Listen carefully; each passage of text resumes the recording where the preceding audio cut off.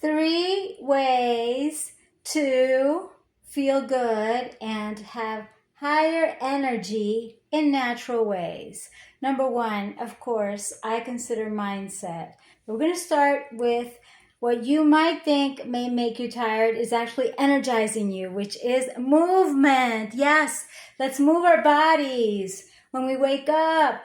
Even before going to bed, it's important. Maybe you're not going to be jumping right before going to bed unless you like to jump on your bed. And sometimes it makes you so tired that it doesn't matter if you jumped. And there's a lot of myths about it. Supposedly, you're not supposed to train hard right before going to sleep because it may disrupt your sleep pattern.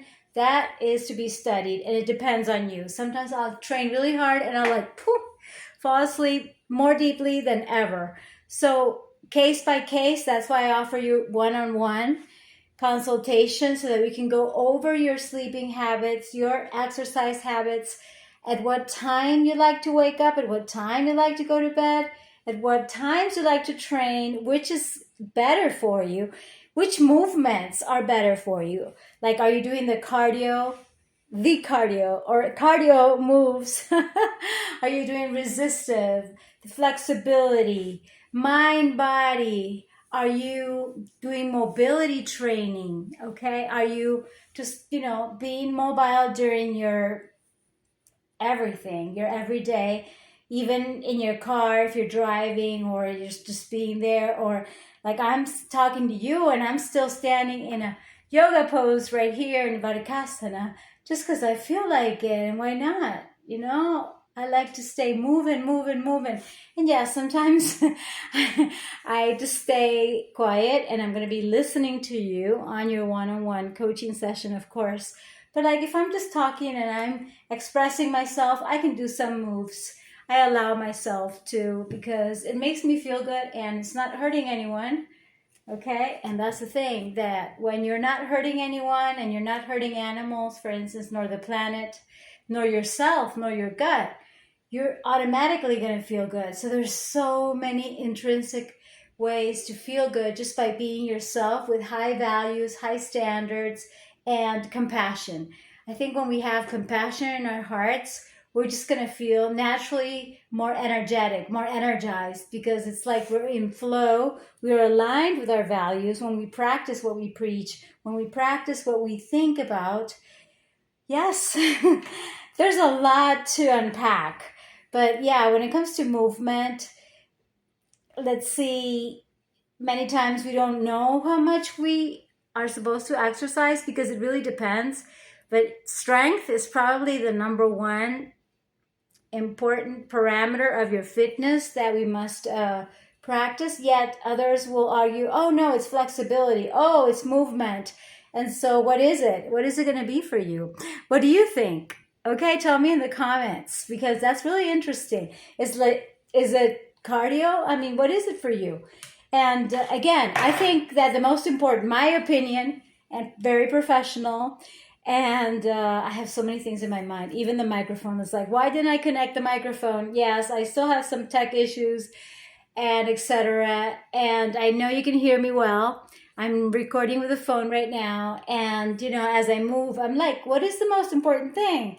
As you get older, we're talking about people over 35 who want to feel better in their bodies. Maybe you feel kind of, maybe something's like rigid or sounding, and you just want to feel more flexible, more mobile. So that's where our moves go. I think we all need to stretch every single day, and we still have to stay mobile. And we also have to have the strength to get up from our desks, from our beds, from our chairs, from the floor, to have that agility to be stretching and squatting and, cleaning and moving and pushing and pulling and lifting. It's like, we've got to stay mobile. So I think it's everything. It's strength, it's flexibility, it's mobility. And yes, there's also this cardio endurance, but we probably don't need to run a 42K marathon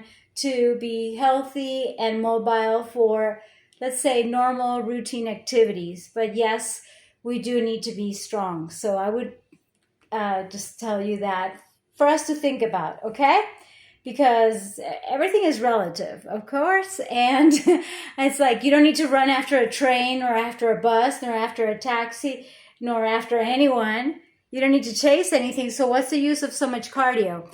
And maybe it just makes you feel good. Like I just like jumping on my rebounder, and then I have the trampoline, which is okay, which makes me jump more because the rebounder is like you've seen me. It's like the rebounder just like stays like that, and it still energizes me. But the other one is like, yeah, it's like I'm happy, and this happy mood is part of energizing yourself. It's all combined. It's like a retroactive system in which if we do joyful activities, we are more in shape. And at the same time, when we're more in shape, we tend to have and enjoy more joy. So what is it for you? And that is a very complex and interesting part of planning with you. That's why I offer one-on-one right now, because I really want to know what you want in your life, in your goals, as your ideal life, and what it includes. For instance, my ideal life includes gardening, and therefore I need to be really agile and strong to pull even the big weeds, or, to do some raking, and not just reiki, but raking leaves, for instance. And I just do it and I pull the weeds. I'm just learning, okay? I'm not the most professional gardener. I'm more of a fitness professional, as you know, from my trajectory. And you can see some of that on my bio. But anyways, like I said, there's something even more important than just movement. I think it's all important. But let's go. But right before mindset, oh my gosh, I should do a part 2. But okay, I'll summarize it. When it comes to microbiome nutrition, it's very, very simple to add more fiber to your life, okay? Because that's where we are failing the most. Not in lack of protein, but lack of fiber. Let's say most Americans don't consume more than 15 grams a day, when we actually should get 25 or 38, 25 for the woman, to 38 for the man, mainly because of the size and the weight, okay? And that's very interesting. I think we could get even 80 grams a day. And I have some thoughts that are rebellious, kind of like different from what everybody's going to tell you. But yeah, if we go by the rules, we still need more fiber. And getting fiber is super easy when we eat more fruits, whole fruits, okay? More veggies, how'd you know? More nuts, more seeds, more really good cereals, not the refined, okay? Not the junk, not the super processed. We don't want any of that, okay? So you get the point. And it's also that these prebiotic fibers feed our natural probiotics in our gut, okay, lactobacillus and bifidobacterium, that are going to produce the postbiotics, which include enzymes and vitamins and, guess what, amino acids. So we're actually producing more protein for ourselves.